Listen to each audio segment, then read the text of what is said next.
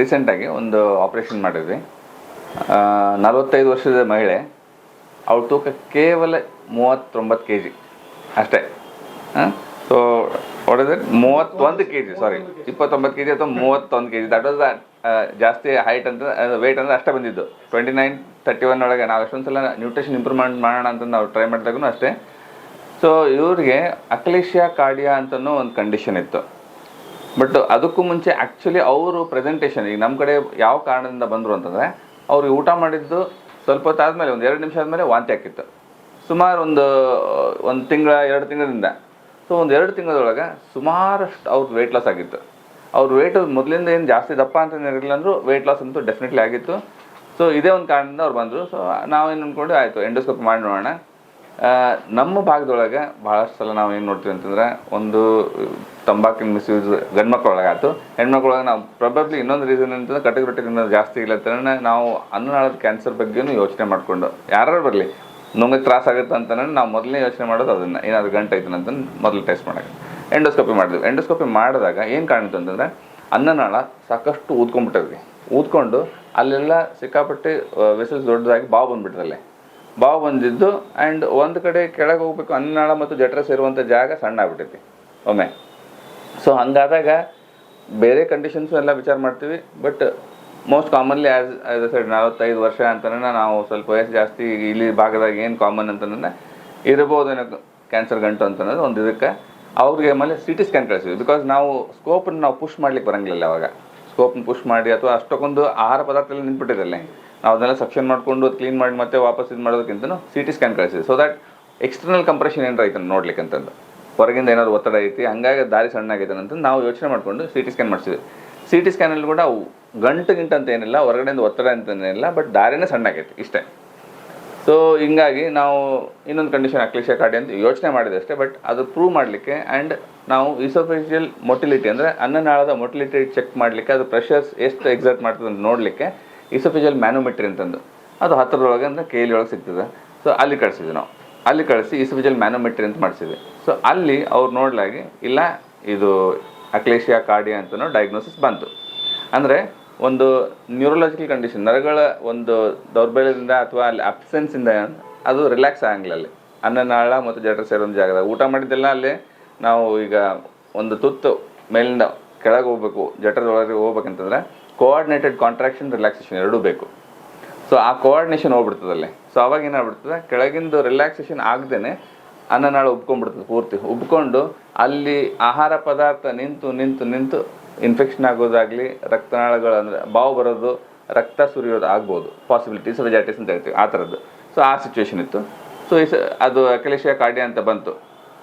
But ಈ patient weight ಕಡಿಮೆ ಇದ್ದಿದ್ದರಿಂದ, ರಕ್ತ ಕಮ್ಮಿ ಇದ್ದಿದ್ದರಿಂದ, ಸೊ ಆಪ್ರೇಷನ್ಗೆ ಇನ್ನೊಂದು ರಿಸ್ಕ್ ಫ್ಯಾಕ್ಟರ್ ಈ ಪೇಷಂಟಲ್ಲಿ ಅಂದರೆ ಒಂದು cardiac condition, mitral wall prolapse ಅಂತ ಒಂದಿತ್ತು.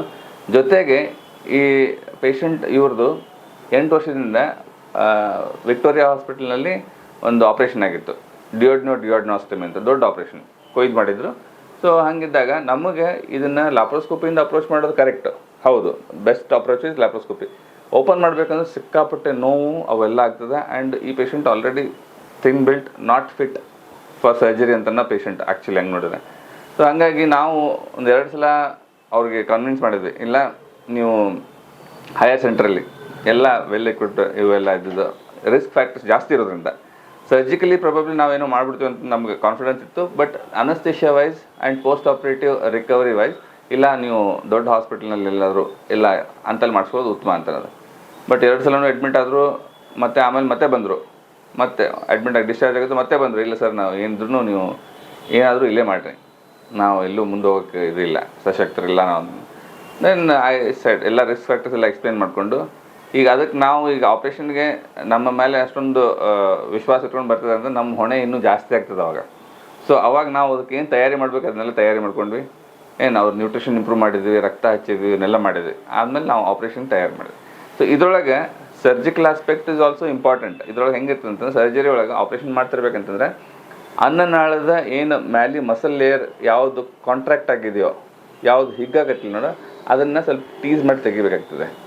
ಅದನ್ನು ಹೆಂಗಂತಂದರೆ ಒಳಗಿರುವಂಥ ಮ್ಯೂಕೋಸಾ ಏನು ಈಗ ಬಾಯಿಯಿಂದ ಕೆಳಗಿನವ್ರಿಗೆ ಏನು ಮ್ಯೂಕೋಸಲ್ ಲೇಯರ್ ಇರ್ತದಲ್ಲ ಅದನ್ನು ಏನು ಡ್ಯಾಮೇಜ್ ಆಗ್ಲಾರ್ದಂಗೆ ಮಾಡ್ಕೋಬೇಕು. So that is a challenge which is very very important. ಈ ಆಪ್ರೇಷನ್ ಮಾಡುವಾಗ ಒಂದು ವೇಳೆ ಸ್ವಲ್ಪ ಏನಾದರೂ ಮ್ಯೂಕೋಸಲ್ ಡ್ಯಾಮೇಜ್ ಆಯಿತು ಅಂತಂದರೆ ಅಲ್ಲಿಂದ ಏನು ಸೋರುವಂಥ ಆಹಾರ ಪದಾರ್ಥ ಮುಂದೆ ನಾವು ಕೊಟ್ಟಾಗ ಅಥವಾ ನಾವು ನುಂಗಿದ ಉಗುಳಾಗಲಿ ಏನೇ ಆಗಲಿ ಅಲ್ಲಿಂದ ಸೋರಿ ಮಿಡಿಯಸ್ನಮ್ ಅಂತ ಹೇಳ್ತೀವಿ ನಾವು. ಮಿಡಿಯಸ್ನಮ್ ಅಂತಂದ್ರೆ ಎದೆಗೂಡಿನ ಒಳಗಡೆ ಅಲ್ಲಿ ಹೋಯ್ತು ಅಂತಂದರೆ ಅದರಿಂದ ಆಗುವಂಥ ಸಮಸ್ಯೆಗಳು ದೊಡ್ಡ ಇರ್ತಾವೆ. ಸೊ ಇವನ್ನೆಲ್ಲ ಚಾಲೆಂಜ್ ಆಗಿ ಇದು ಅಲ್ಲದೆ ಅನಸ್ತೇಷಿಯಾ ಪಾರ್ಟ್, ಬಿಕಾಸ್ ಪೇಷಂಟ್ ಬಹಳ ಮಾಲ್ನರಿಷ್ಡ್, ಥಿನ್ ಆ್ಯಂಡ್ ದೆನ್ ನ್ಯೂಟ್ರಿಷನಲಿ ಡಿಪ್ಲೀಟೆಡ್ ಒಂದು, ಜೊತೆಗೆ ಅನಿಮಿಯಾ, ಇವರೆಲ್ಲ ಜೊತೆಗೆ ಹಾರ್ಟ್ ಕಂಡೀಷನ್. ಸೊ ಇವನ್ನೆಲ್ಲ ನೋಡಿಕೊಂಡು ಸೊ ಅನಸ್ತೇಷಿಯಾನು ಪ್ರಿಪ್ರೇಷನ್ ಅಷ್ಟೇ ಬೇಕಾಗಿತ್ತು.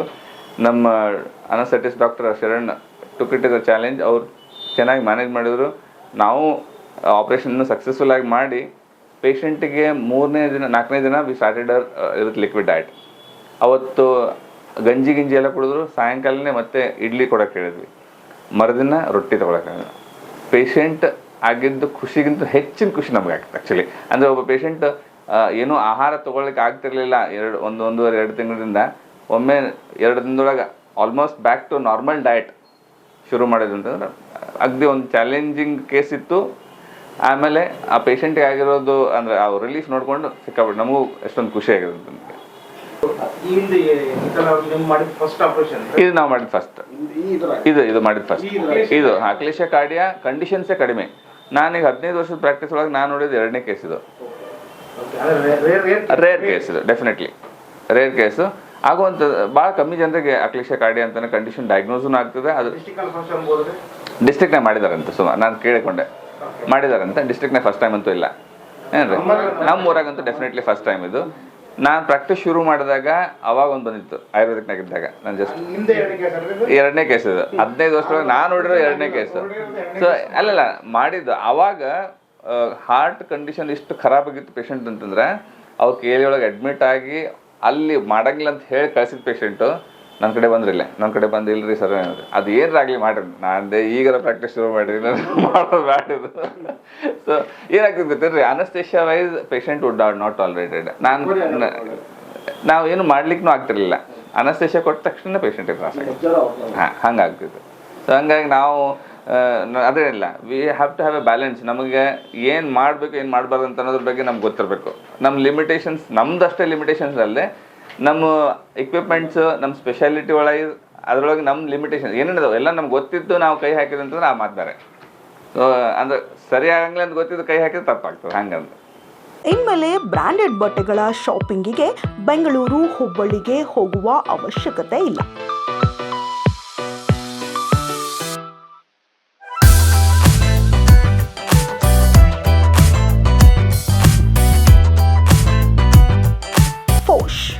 ನೂತನ ಬ್ರ್ಯಾಂಡೆಡ್ ಬಟ್ಟೆಗಳ ಶೋರೂಮ್ ಈಗ ನಿಮ್ಮ ಇಲ್ಕಲ್ ನಗರದಲ್ಲಿ.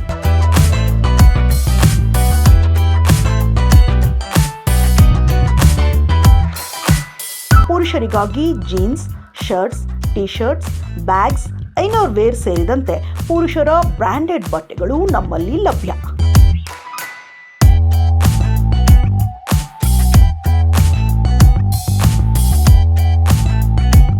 Levi's, US polo, killer, Otto, red flame, teen people, hard currency branded ಕಂಪನಿಯ ಬಟ್ಟೆಗಳು ನಮ್ಮಲ್ಲಿ ಲಭ್ಯ.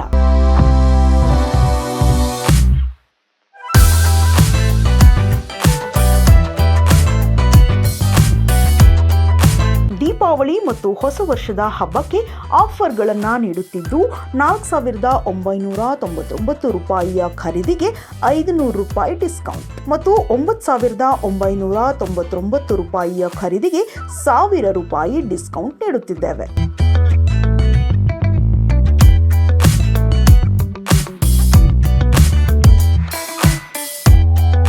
ಹಿಂದೆ ಭೇಟಿ ನೀಡಿ ಫೋಶ್ men's wear showroom, Sajjan complex, Basaveshwar circle ಹತ್ತಿರ, ಇಲ್ಕಲ್. ಮೊಬೈಲ್ ಸಂಖ್ಯೆ 9886875816.